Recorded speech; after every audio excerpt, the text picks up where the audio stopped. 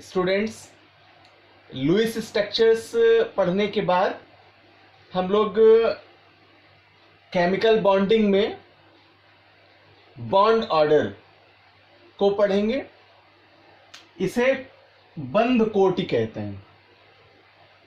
Bonds का formation सीखा हम लोगों ने electrovalent, covalent and coordinate bonds के लिए। देन बीओ को फाइंड आउट करने से पहले कुछ टर्म और टैक्सोनॉमी है जिसको क्लियर करते हैं। डेफिनेशन: परमाणु युग्म के मध्य में स्थित कोवेलेंट बॉन्ड्स की संख्या बॉन्ड ऑर्डर कहलाती है। सिंपली डिफाइन करें इसको तो जो एटम्स का पेयर है उनके मध्य में बनने वाले सहसंयोजक बंधों की संख्या उसका बॉन्ड ऑर्डर कहलाती है। कोवेलेंट बॉन्ड में हम लोगों ने पढ़ा था कि when sharing of 1 electron, sharing of 2 electrons and sharing of 3 electrons, then single bond, double bond and triple bonds are made. अर्थात सहसंयोजक बंधों में सिंगल बॉन्ड, डबल बॉन्ड और ट्रिपल बॉन्ड उपस्थित होते हैं। तो अब बॉन्ड ऑर्डर की सिंपल डेफिनेशन आई कि परमाणु युग्म के मध्य सहसंयोजक बंधों की संख्या, कोवेलेंट बॉन्ड्स का नंबर, उसका बॉन्ड ऑर्डर या बंध कोटि कहलाता है। According to presence of bonds, BO का नंबर सिंगल बॉन्ड में यानी एकल बंध में 1 होगा, डबल बॉन्ड्स यानी द्विबंध में 2 होगा एंड ट्रिपल बॉन्ड्स यानी त्रिबंध में 3 होगा। सिंगल बॉन्ड में 1, डबल बॉन्ड्स में 2 एंड ट्रिपल बॉन्ड में 3 होगा। नाउ नोट पॉइंट: किसी मॉलिक्यूल्स का बीओ यानी बॉन्ड ऑर्डर बॉन्डिंग ऑर्बिटल्स में इलेक्ट्रॉन की संख्या जिसे Nb से रिप्रेजेंट करते हैं और एंटी बॉन्डिंग में इलेक्ट्रॉन्स की संख्या जिसे Na से रिप्रेजेंट करते हैं, उनके अंतर का हाफ होती है यानी 1/2 होती। Now formula of bond order: BO equals to 1/2 Nb minus Na। अभी हमने नोट पॉइंट्स में क्लियर किया कि BO क्या है? Number of bonding electrons and number of anti bonding electrons के डिफरेंस का हाफ BO कहलाता है। यहां BO equals to bond order and NB, B for bonding, so number of bonding orbitals electron, and Na, A for anti-bonding, so the number of anti-bonding orbitals electron. Now information from BO यानी bond order से, बंध कोटि से प्राप्त होने वाली सूचनाएं। क्या क्या हमें इंफॉर्मेशन मिलती है? तो सबसे पहला है कोवेलेंट बॉन्ड्स का नेचर यानी सहसंयोजक बंध की प्रकृति। कोवेलेंट बॉन्ड्स में पढ़ा है हम लोगों ने, जब 1 इलेक्ट्रॉन्स की शेयरिंग होगी तो सिंगल बॉन्ड्स और 2 के लिए double bonds and for 3 electrons के लिए ट्रिपल बॉन्ड्स। तो इन केसेस के लिए +1 +2 +3 एटम्स के बीच क्रमशः single bond, double bond and triple bonds की प्रेजेंस की इंफॉर्मेशन हमें बॉन्ड्स ऑर्डर द्वारा मिलती है। ना सेकेंड इंफॉर्मेशन, स्टेबिलिटी, स्थायित्व। बॉन्ड ऑर्डर का वैल्यू जितना अधिक होगा वो उतना ही अधिक स्थायी होगा। नाउ बॉन्ड ऑर्डर की स्टेबिलिटी को स्टेबल से समझते हैं। इफ BO का value 0 or less than, then stability temporary होगी, अस्थायी होगी और उसका कोई अस्तित्व नहीं होगा। इफ बॉन्ड ऑर्डर का वैल्यू हाफ होगा 1/2, देन टेम्परेरी होगा, अस्थायी होगा, लेकिन उसका अस्तित्व होगा। Then value of BO equals to +1, then permanent होगा, स्टेबल होगा और सिंगल बॉन्ड होगा। Then BO equals to +2, permanent होगा, स्थायी होगा और डबल बॉन्ड्स के लिए होगा। Then value of BO equals to +3, then permanent होगा, स्थायी होगा और ट्रिपल बॉन्ड्स के लिए होगा। Now third information, bond dissociation energy, बंध वियोजन ऊर्जा।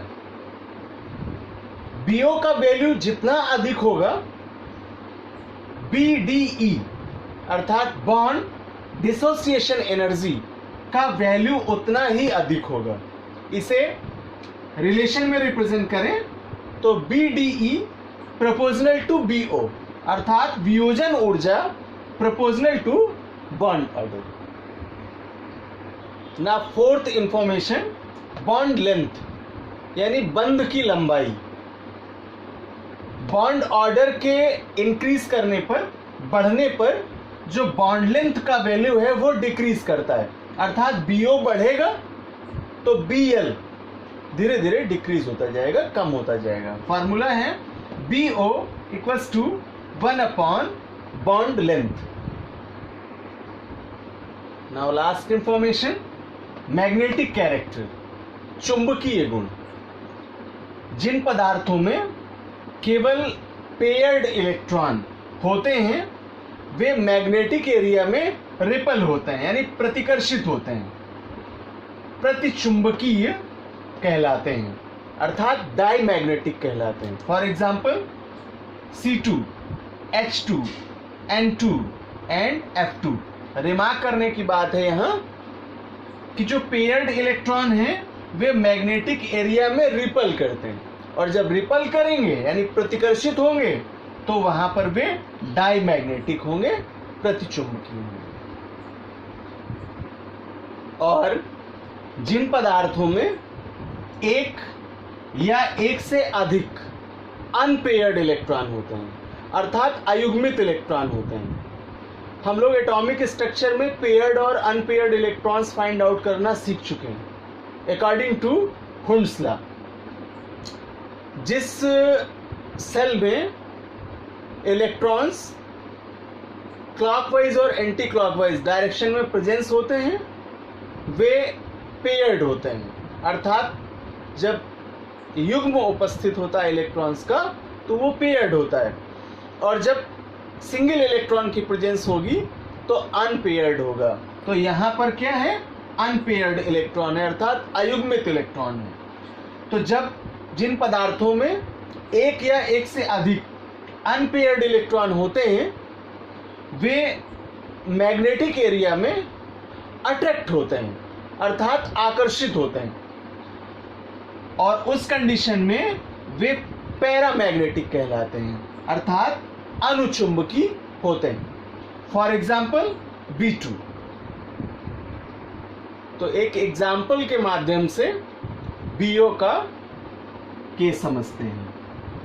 क्वेश्चन कहता है कि how to you prove that helium He2 is unstable. कैसे सिद्ध करेंगे कि He2 अस्थायी होता है, यानी हीलियम का मॉलिक्यूलर फॉर्म अस्थायी होता है। तो यहाँ एनर्जी लेवल डायग्राम दिखाया गया है। He का Z वैल्यू 2 होता है तो कॉन्फ़िगरेशन करेंगे तो 1s2 for 1 He and 1s2 for other He। 2 electrons हैं and both electrons are goes on s cell। Then energy standard यहां दिखाया है इलेक्ट्रॉन्स के लिए, तो clockwise and anti clockwise direction में इलेक्ट्रॉन्स होंगे।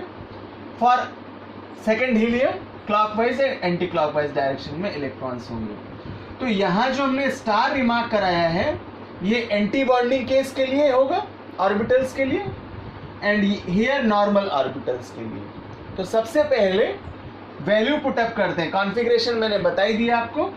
NB और NA का वैल्यू लिखते हैं। NB that number of bonding electrons.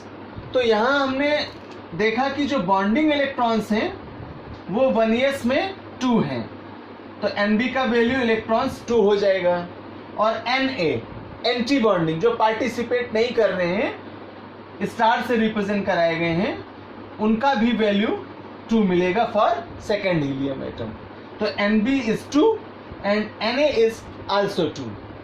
अब यहाँ हमें BO देखना है, क्योंकि अभी हमने टेबल में देखा था कि जब 0 या 0 से कम होगा तो अस्थायी होगा और उसका अस्तित्व भी नहीं होगा। 1/2 होगा तो अस्थायी होगा लेकिन उसका अस्तित्व होगा। +1 स्थायी होगा और सिंगल बॉन्ड के लिए होगा। +2 स्थायी होगा, डबल बॉन्ड के लिए होगा। एंड +3 स्थायी होगा, ट्रिपल बॉन्ड्स के लिए होगा। तो अगर क्वेश्चन कह रहा है यहाँ कि हीलियम अस्थायी है, He2 अस्थायी है, तो इसका मतलब है कि इसका ऑर्डर 0 या 0 से कम आना चाहिए। तो हम BO फाइंड आउट करते हैं। फार्मूला पढ़ा था बॉन्ड ऑर्डर का, BO = 1/2 NB - NA, अर्थात number of bonding electrons and number of anti bonding electrons के डिफरेंशिएट का हाफ उसका BO होगा। वैल्यू पुटअप करें इसको ऐसे भी लिख सकते हैं, NB - NA/2। तो NB का वैल्यू 2, NA का वैल्यू 2 और अपॉन में भी 2, तो 2 - 2/2 आंसर मिलेगा 0, अर्थात बॉन्ड ऑर्डर कितना मिला? 0। तो जिनका BO वैल्यू 0 आता है वे अस्थायी होते हैं और उनका जो केस होगा अकॉर्डिंग टू BO वो टेम्परेरी होगा।